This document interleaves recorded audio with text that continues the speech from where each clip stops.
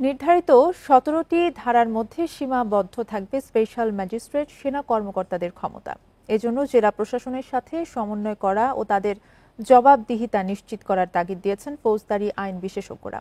পাশাপাশি নির্ধারিত ২ মাস পর সেনা কর্মকর্তাদের যেন আবারও এ দায়িত্ব নিতে না হয় সেজন্য পুলিশের প্রতি দ্রুত আস্থা বাড়ানোর তাগিদ আইনজীবীদের। বুধবার সকাল থেকেই ৬০ দিনের জন্য নির্বাহী ম্যাজিস্ট্রেটের বিশেষ ক্ষমতা নিয়ে সারা দেশে মাঠে রয়েছে সেনা কর্মকর্তারা। তবে এ সময়ে ফৌজদারি কার্যবিধির নির্ধারিত ১৭টি ধারার বাইরে কোনো নির্দেশনা বা বিচার করতে পারবেন না তারা। অপরাধীদের গ্রেপ্তার, পরোয়ানা কার্যকর করা, জামিন দেয়া, বেআইনি আটক বা গুম ব্যক্তিকে উদ্ধারের তল্লাশি, আইনি প্রয়োজনে নিজে উপস্থিত থেকে যে কোনো জায়গায় তল্লাশি করতে পারবেন সেনা কর্মকর্তারা। এছাড়া বেআইনি সভা সমাবেশ, মিছিল ছত্রভঙ্গ করা কিংবা পরিস্থিতি নিয়ন্ত্রণে প্রয়োজনীয় আদেশ দেওয়া ও সন্দেহভাজন ব্যক্তিকে আটক করার ক্ষমতাও দেয়া হয়েছে। এটা মোবাইল কোর্ট না, মোবাইল কোর্টের আইন ভিন্ন আছে। মোবাইল কোর্টের জন্য ম্যাজিস্ট্রেট যিনি ম্যাজিস্ট্রেটই, আর ওনাকে ম্যাজিস্ট্রিয়াল পাওয়ার দেওয়া হচ্ছে ফর দি পারপাস। আর্মি এই সিচুয়েশনে একেবারে তারা তো রিমোটেস্ট, একেবারে প্রত্যন্ত অঞ্চল যেখানে সেই পর্যন্ত যায়, তো ওখানে আপনার দেন কোনো মেজার নেওয়ার জন্য বা কোনো অ্যাকশানে নেওয়ার জন্য সেখানে ম্যাজিস্ট্রেটের প্রেজেন্স প্রয়োজন নাই।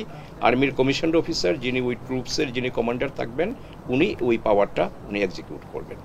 আইন অনুযায়ী বিশেষ ম্যাজিস্ট্রেট সেনা কর্মকর্তাদের জেলা ম্যাজিস্ট্রেট বা ডিসির নিয়ন্ত্রণে থাকার কথা। আইনজীবীরা বলছেন, এক্ষেত্রে জেলা প্রশাসনের সাথে সমন্বয় না থাকলে ব্যাহত হবে এর আসল উদ্দেশ্য। তাদের রিপোর্টিংয়ের দায়বদ্ধতায় না আনা হয়, তাহলে তারা রিপোর্টিংয়ের জায়গায় নিজেদের মধ্যে যদি রেখে দেন তাহলে তো কোনো রকমের সমন্বয় হবে না। সমন্বয় না হলে হচ্ছে আপনার বিভিন্ন ধরনের ভুল বুঝাবুঝি তৈরি হবে, এবং সিভিল অ্যাডমিনিস্ট্রেশন তো হচ্ছে তাদের কাজের ওপর কোনো নিয়ন্ত্রণ নিতে না পারলে তাদের কাজকে তো কোথাও ভুল করলে সেটাকে সংশোধন করারও সুযোগ থাকবে না। ২ মাসের মধ্যে যদি আসলে সিচুয়েশনটাকে ওনারা ডিল করতে পারেন, ওনারা যেই উদ্দেশ্য নিয়ে করছেন, তাহলে তো আর এটাকে কন্টিনিউ করার আসলে কোনো কারণ দেখি না। অনেক আইনজীবী মনে করেন, নতুন সরকারের ১.৫ মাসে মাঠ প্রশাসন ও থানা পুলিশকে স্বাভাবিক কার্যক্রমে ফেরাতে না পারায় সেনা কর্মকর্তাদের নামতে হলো বিশেষ ম্যাজিস্ট্রেটের ভূমিকায়। Zahidul Bashar, independent news, Dhaka.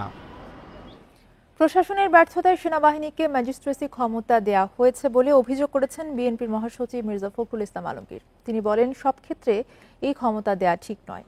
সকালে ঠাকুরগাঁও প্রেস ক্লাবে এসব কথা বলেন তিনি। এছাড়া মির্জা ফখরুল অংশগ্রহণমূলক নির্বাচনের ব্যবস্থার দাবি জানান।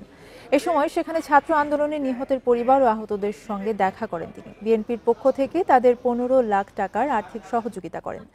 মির্জা ফখরুল অন্তর্বর্তীকালীন সরকারের কাছে আহতদের উন্নত চিকিৎসা ও চাকরির দাবি করেন। বিকেলে পীরগঞ্জ উপজেলা বিএনপি আয়োজিত জনসভায় যোগ দেন তিনি। এ সময় বিদেশে হাজার কোটি টাকা পাচারের দায়ে শেখ হাসিনা ও তার অনুসারীদের বিচারের আওতায় আনার দাবি জানান তিনি। সেনাবাহিনীকে ম্যাজিস্ট্রেট পাওয়ার দেওয়া হয়, ভালো কথা। তার মানে প্রশাসন ফেল করছে, তাই তো নাকি?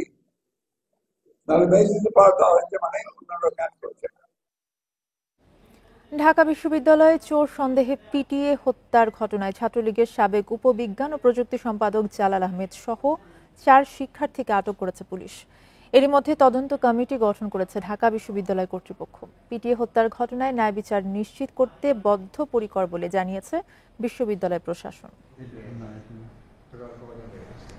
বুধবার রাত ৮টার দিকে তোফাজ্জল হোসেন নামে এক যুবককে ঢাকা বিশ্ববিদ্যালয়ের ফজলুল হক হলে ধরে নিয়ে আসে কিছু শিক্ষার্থী। পরে মোবাইল চুরির অভিযোগে তাকে মারধর করে তারা। রাত ১২টার দিকে মুমূর্ষু অবস্থায় ঢাকা মেডিকেলে নিয়ে গেলে কর্তব্যরত চিকিৎসক তাকে মৃত ঘোষণা করেন। নিহত স্বজনরা জানান, মানসিক ভারসাম্যহীন তোফাজ্জল হোসেন ৩ বছর আগে ঢাকায় আসেন। ভব ঘুরে জীবনযাপন করতেন তিনি। মানসিক সমস্যা, কথাবার্তা অসঙ্গত দেখছে যে এটা এইখানের না বা কোনো এই জন্য হলো। কারণ একটা মানুষ, আমরা একটা কুকুর হইলেও তো এরকমের পিটাই মারতে পারে না, আর ও তো সেখানে একটা মানুষ। আমরা এই বলার মতো এর ভাষা নেই, তো এর আমরা সঠিক বিচার চাই। এই ঘটনায় এরই মধ্যে মামলা করেছে ঢাকা বিশ্ববিদ্যালয়। জড়িতদের কঠোর শাস্তির আশ্বাস দিয়েছে কর্তৃপক্ষ। প্রাথমিকভাবে যে তাদের সাময়িকভাবে বহিষ্কার করা হলো, তারপরে তদন্ত সাপেক্ষে সিন্ডিকেটে যাবে, সিন্ডিকেট থেকে তখন হয়তো চূড়ান্ত সিদ্ধান্ত আসবে। এই হলো আমাদের প্রশাসনিক পদক্ষেপ এবং আমরা এটা দ্রুত এক্সস্ট করার চেষ্টা করছি, দ্বিতীয়ত আমরা একটা আইনি পদক্ষেপে গেছি। বিশ্ববিদ্যালয় ইতিমধ্যে শাহবাগ থানায় একটি মামলা রুজু করেছে। সিসিটিভি ফুটেজে যাদেরকে হামলা করতে দেখা যায় তাদের মধ্যে ছাত্রলীগের সাবেক উপবিজ্ঞান ও প্রযুক্তি সম্পাদক ও পদার্থ বিজ্ঞান বিভাগের শিক্ষার্থী জালাল আহমেদ, মৃত্তিকা পানি ও পরিবেশ বিভাগের শিক্ষার্থী মোহাম্মদ সুমন সহ বেশ কয়েকজন। এদের কয়েকজনকে আটক করেছে। যদি আমি পাপী হয়ে থাকতাম তাহলে আমি ক্যামেরার সামনে আসার আমার কোনো দরকার ছিল না, আমি পলাতক থাকতাম। হত্যায় জড়িতদের দৃষ্টান্তমূলক শাস্তি নিশ্চিত করা হলে ভবিষ্যতে আর কেউ এই ধরনের ঘটনা ঘটাতে পারবে না বলে মনে করছেন সাধারণ শিক্ষার্থীরা। নূরে আলম, ইন্ডিপেন্ডেন্ট নিউজ, ঢাকা। জাহাঙ্গীরনগর বিশ্ববিদ্যালয়ের সাবেক ছাত্রলীগ নেতা শামীম আহমেদকে পিটিয়ে হত্যার ঘটনায় বৈষম্য বিরোধী ছাত্র আন্দোলনের সমন্বয়ক আহসান লাবিবকে পদ থেকে অব্যাহতি দেওয়া হয়েছে। সন্ধ্যায় বিবৃতির মাধ্যমেই তথ্য জানায় জাহাঙ্গীরনগর বিশ্ববিদ্যালয়ের সমন্বয়করা। এদিকে সাবেক ছাত্রলীগ নেতাকে পিটিয়ে হত্যার প্রতিবাদে ক্যাম্পাসে বিক্ষোভ মিছিল করেছে বৈষম্য বিরোধী শিক্ষার্থীরা। এ সময় বিচার বহির্ভূত হত্যাকাণ্ড বন্ধে স্লোগান দেন শিক্ষার্থীরা। পাশাপাশি জড়িতদের চিহ্নিত করে আইনের আওতায় আনার দাবি জানান।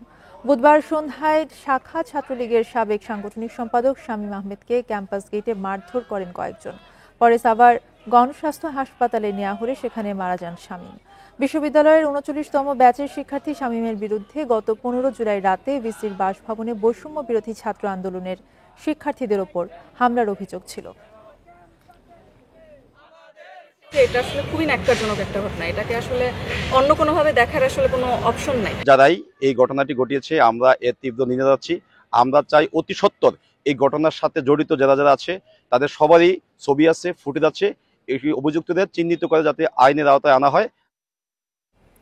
ঢাকা বিশ্ববিদ্যালয়ে মানসিক ভারসাম্যহীন তোফাজ্জল হোসেন হত্যা মামলায় 4 জনকে গ্রেফতার করা হয়েছে। আর এই হত্যার ঘটনাটি কেন ঘটেছে সেই বিষয়ে তদন্ত করা হচ্ছে এবং তদন্ত শেষে পূর্ণাঙ্গ বিষয়টি জানা যাবে বলে জানিয়েছেন ডিএমপি মিডিয়া বিভাগের ডিসি মোহাম্মদ তালিবুর রহমান। ইতিমধ্যে নিহতের সুরতাল এবং পোস্টমর্টেম হয়েছে এবং নিহতের মৃতদেহ তার পরিবার পরিজনের কাছে হস্তান্তর করা হয়েছে। তদন্তাধীন বিষয়, এখন তাদেরকে আমাদের প্রক্টোরিয়াল বডি তাদেরকে হস্তান্তর করছে আমাদের কাছে। এটা তদন্তে বের হয়ে আসবে আসলে কি উদ্দেশ্যে, কারা কি কারণে এই ঘটনাটা ঘটালো। ঢাকা ও জাহাঙ্গীরনগর বিশ্ববিদ্যালয়ে পিটুনিতে 2 জনের মৃত্যুর ঘটনায় দুঃখ প্রকাশ করে আইন নিজের হাতে তুলে না নেওয়ার আহ্বান জানিয়েছেন স্বরাষ্ট্র উপদেষ্টা। এছাড়া অপরাধী চিহ্নিত করে মামলা দায়েরের আহ্বান জানিয়ে তদন্ত ছাড়া গ্রেফতার না করার নির্দেশনাও দেন তিনি। সকালে ডিএমপি সদর দপ্তরে এসব কথা বলেন স্বরাষ্ট্র উপদেষ্টা। বুধবার জাহাঙ্গীরনগর বিশ্ববিদ্যালয়ের সাবেক শিক্ষার্থী, ছাত্রলীগের সাবেক সাংগঠনিক সম্পাদক শামীম আহমেদ গণপিটুনির শিকার হয়ে মারা যান হাসপাতালে। অন্যদিকে ঢাকা বিশ্ববিদ্যালয়ের SM হলের সামনে চোর সন্দেহে পিটিয়ে হত্যা করা হয় তোফাজ্জল হোসেন নামের এক ব্যক্তিকে।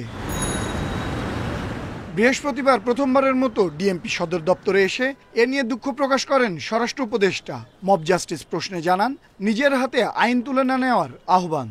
একজন অন্যায় করলে তারা আইনের হাতে সোপর্দ করেন, কিন্তু এই আইন তো আপনার হাতে তুলে নেওয়ার কারো কিন্তু অধিকার নেই। আইনের হাতে তাকে সোপর্দ করতে হবে। এটার ক্ষেত্রে আপনারাও একটু আমাদের সাথে কাজ করতে পারেন, জনসচেতনতা বৃদ্ধি করতে হবে, যারা ইনোসেন্ট লোক যেন কোনো অবস্থায় কোনো হেনস্থা না হয়। পরে প্রকৃত অপরাধী শনাক্ত করে মামলা দায়েরের আহ্বান জানিয়ে তদন্ত ছাড়া গ্রেপ্তার না করার নির্দেশনাও দেন তিনি। সাধারণ মানুষ যেন হয়রানির শিকার না হন খেয়াল রাখতে বলেন সেদিকে। শুধু যারা দোষী তাদেরই নাম দেন, অন্য কারোর নাম দেন না। অন্য কাছে নাম দিলে এটা করতে তদন্ত করতে সময়ও বেশি যাচ্ছে। ইনভেস্টিগেশন ছাড়া কাউকে অ্যারেস্ট করা হবে না। এছাড়া পুলিশের ক্ষয়ক্ষতির কথা তুলে ধরে তাদের মনোবল কিভাবে বাড়ানো যায় তা নিয়ে আলোচনা হয়েছে বলেও জানান স্বরাষ্ট্র উপদেষ্টা। আনোয়ার সাদাত নূর, ইন্ডিপেন্ডেন্ট নিউজ, ঢাকা। আওয়ামী লীগ ছাড়া সব রাজনৈতিক দলের সঙ্গে সংস্কার নিয়ে আলোচনা হবে বলে জানিয়েছেন আইন উপদেষ্টা আসিফ নজরুল। সন্ধ্যায় ফরেন সার্ভিস একাডেমিতে সংবাদ সম্মেলনে তিনি আরও জানান, গণহত্যার বিচার শুরুর পরেই শেখ হাসিনাকে ফেরত চাওয়া হবে। এদিকে জাহাঙ্গীরনগর ও ঢাকা বিশ্ববিদ্যালয়ে পিটিয়ে হত্যা প্রসঙ্গে তিনি বলেন, এ ধরনের ঘটনায় ছাড় দেবে না সরকার। বৃহস্পতিবার দুপুর 1টায় প্রধান উপদেষ্টার কার্যালয়ে বৈঠক হয় উপদেষ্টা পরিষদের। বেলা 4টার দিকে 6টি কমিশনের প্রধানের সঙ্গে বৈঠক করেন ডক্টর মোহাম্মদ ইউনুস। বৈঠকে কমিশনের সদস্য নির্বাচন, কাজের প্রক্রিয়া সহ নানা বিষয়ে আলোচনা হয়। 1 অক্টোবর থেকে কাজ শুরু করবে কমিটিগুলো। প্রস্তাব দেওয়া হবে 31 ডিসেম্বরের মধ্যে। সন্ধ্যায় ফরেন সার্ভিস একাডেমিতে সংবাদ সম্মেলনে এ তথ্য জানানো হয়। কিছু তথ্য আরো জানলাম এই তাদের ধারণা সম্পর্কে, উদ্দেশ্য সম্পর্কে এবং কিভাবে আমরা কার্যক্রম করব, সেগুলো কিভাবে ছেলে সাজানো হবে, এই বিষয়গুলোই মূলত আলোচনা হয়েছে। সংস্কার প্রসঙ্গে আইন উপদেষ্টা জানান, আওয়ামী লীগ ছাড়া সব রাজনৈতিক দলের সঙ্গেই সংলাপ হবে। এক প্রশ্নের জবাবে তিনি জানান, শেখ হাসিনাকে দেশে ফিরিয়ে আনবে অন্তর্বর্তী সরকার। আদালত পুনর্গঠনের চিন্তা চলছে, অচিরেই আপনারা দেখবেন বিচার শুরু হয়েছে। বিচার শুরু হওয়ার পর ডেফিনেটলি আমরা এক্সট্রাডিশন চাপ। যারা গণহত্যাকারী ছিল, যারা মানবতা বিরোধী অপরাধ করেছে, আমাদের প্রায় 1000 মানুষকে হত্যা করেছে, আরও অনেক মানুষকে গুরুতর আহত করেছে, চক্ষুহীন করেছে, এবং যারা বিচারের ভয়ে পালিয়ে বেড়াচ্ছে, তাদের সাথে কোনো আলোচনা হবে না। বুধবার জাহাঙ্গীরনগর ও ঢাকা বিশ্ববিদ্যালয়ে 2 জনকে পিটিয়ে হত্যার নিন্দা জানিয়ে তিনি বলেন, এ ধরনের ঘটনায় ছাড় দেবে না সরকার। এখানে কোনো রকম মব জাস্টিস, কোনো রকম আইন নিজের হাতে তুলে নেওয়া, গণপিটুনি দেওয়া, এগুলি কোনোভাবেই একসেপ্ট করা হবে না। বিচার বহির্ভূত হত্যাকাণ্ড কোনোভাবেই একসেপ্ট করা হবে না। 6টি সংস্কার কমিশনের বাইরেও কমিশন গঠন করা হতে পারে বলে জানান উপদেষ্টা। বনি ইবনে কামাল, ইন্ডিপেন্ডেন্ট নিউজ, ঢাকা। অন্তর্বর্তীকালীন সরকার অধ্যাদেশ 2024-এর খসড়ার নীতিগত ও চূড়ান্ত অনুমোদন দিয়েছে উপদেষ্টা পরিষদ। বৃহস্পতিবার উপদেষ্টা পরিষদের বৈঠকে এই অনুমোদন দেওয়া হয়। বৈঠকে সভাপতিত্ব করেন প্রধান উপদেষ্টা ডক্টর মোহাম্মদ ইউনূস। সন্ধ্যায় মন্ত্রিপরিষদ বিভাগ থেকে পাঠানো সংবাদ বিজ্ঞপ্তিতে এসব তথ্য জানানো হয়েছে। এতে বলা হয়, বৈষম্য বিরোধী ছাত্র আন্দোলনের সময় আওয়ামী লীগ সরকার ব্যাপক দমন পীড়ন ও গণহত্যা চালায়। আন্দোলনের এক পর্যায়ে সরকার পতনের এক দফা দাবিতে ঐক্যবদ্ধ হয় ছাত্র জনতা। তীব্র আন্দোলনের মুখে 5 আগস্ট সাবেক প্রধানমন্ত্রী শেখ হাসিনা দেশ ত্যাগ করেন। 6 আগস্ট দ্বাদশ জাতীয় সংসদ ভেঙে দেন রাষ্ট্রপতি। পরে বৈষম্য বিরোধী আন্দোলনের সমন্বয়কদের সঙ্গে আলোচনার পর গঠন করেন অন্তর্বর্তী সরকার।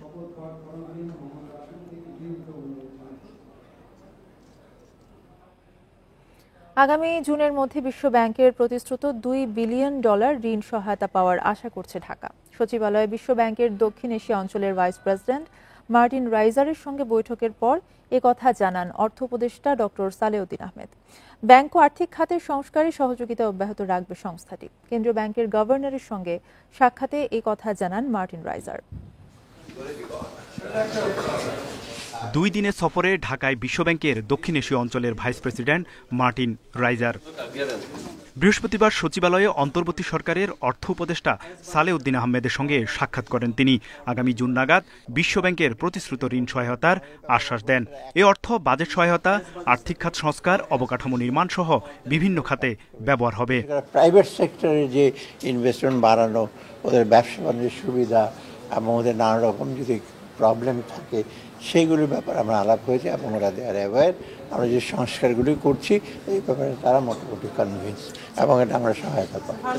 বৃহস্পতিবার দুপুরে বাংলাদেশ ব্যাংকের গভর্নরের সঙ্গে বৈঠক করে বিশ্ব ব্যাংকের 7 সদস্যের প্রতিনিধি দল।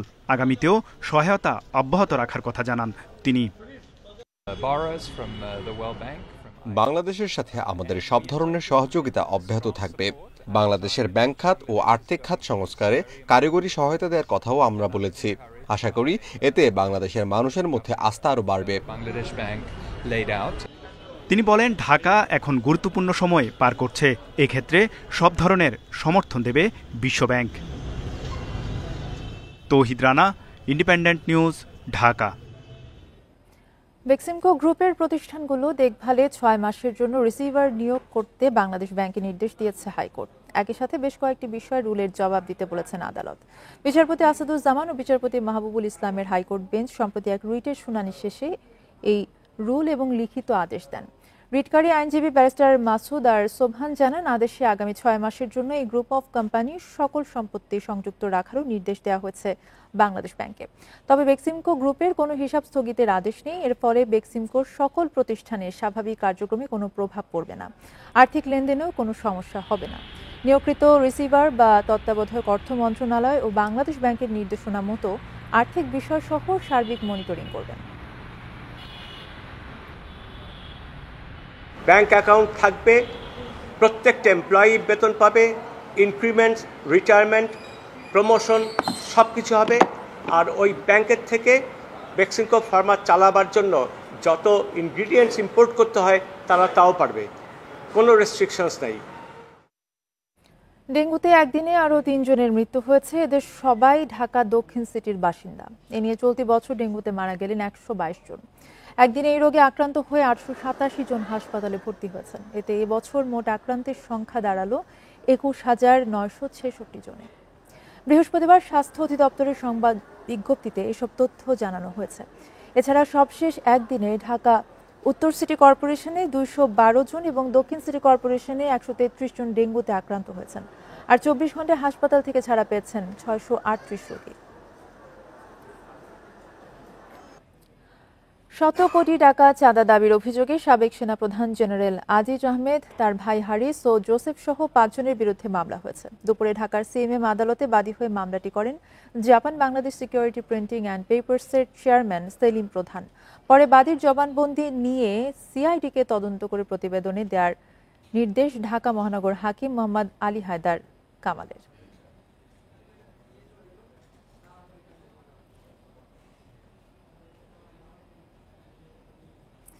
আগামীকাল থেকে শুক্রবার সহ সপ্তাহের প্রতিদিনই চলবে মেট্রো রেল। একই সাথে চালু হচ্ছে কাজীপাড়া স্টেশন। রাজধানী ইস্কাটনে ডিএমটিসিএল কার্যালয়ে এসব তথ্য জানান সংস্থার ব্যবস্থাপনা পরিচালক মোহাম্মদ আব্দুর রউফ। যানজটের মহানগরীতে দ্রুতগতির মেট্রো রেল জনপ্রিয়তা পায় সহজেই। তবে নগরবাসীর আক্ষেপ ছিল শুক্রবার বন্ধ থাকা নিয়ে। অবশেষে যাত্রী চাহিদা বিবেচনায় এখন থেকে সপ্তাহে 7 দিনই চলবে মেট্রো রেল। বৃহস্পতিবার সংবাদ সম্মেলনে এসব তথ্য জানান ডিএমটিসিএল এর নতুন ব্যবস্থাপনা পরিচালক। 7 দিন মেট্রো রেল চলবে। যদি অন্য তিনি বলেন, এমআরটি লাইন 6 এর ট্রেন প্রতি শুক্রবার উত্তরা উত্তর থেকে মতিঝিল পর্যন্ত বিকেল 3:30 থেকে রাত 9টা এবং মতিঝিল থেকে উত্তরা উত্তর পর্যন্ত বিকেল 3:50 থেকে রাত 9:40 পর্যন্ত চলাচল করবে। আগামী শুক্রবার অর্থাৎ 20 তারিখ 3:30 থেকে মেট্রো রেলের শনি শুক্রবারের অপারেশন উত্তরা উত্তর থেকে শুরু হবে এবং মতিঝিলে এটা শেষ হবে। এখন শুরু হচ্ছে আমাদের 7 দিনের মেট্রো রেলের যাত্রা। এর আগে ক্ষতিগ্রস্ত 2 স্টেশন চালু করতে বছরখানেক সময় লাগবে এমন কথা বলা হলেও মাত্র 62 দিনেই চালু হচ্ছে কাজীপাড়া স্টেশন। এটি সংস্কার করতে খরচ হয়েছে 20.5 লাখ টাকা। তবে মিরপুর 10 নম্বর স্টেশন চালু হতে আরও কিছুটা সময় লাগবে।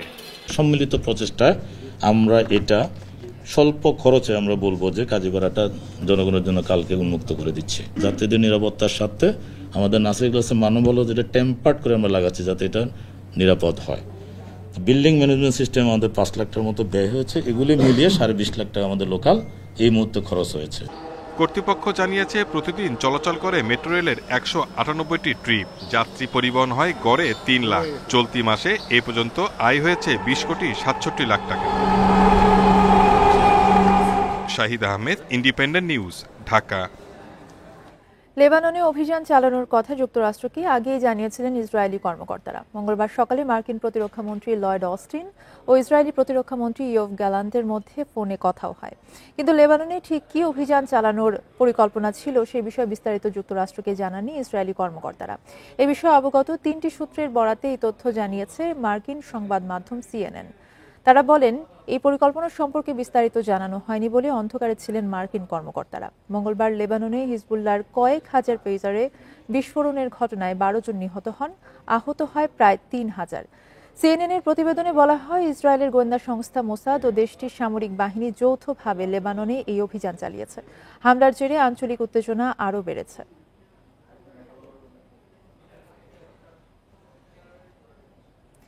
গাজায় উত্তরাঞ্চল থেকে সেখানকার সীমান্তবর্তী এলাকায় অভিযান জোরদার করা হবে বলে জানিয়েছেন ইসরায়েলি প্রতিরক্ষা মন্ত্রী ইয়োভ গ্যালান্ট।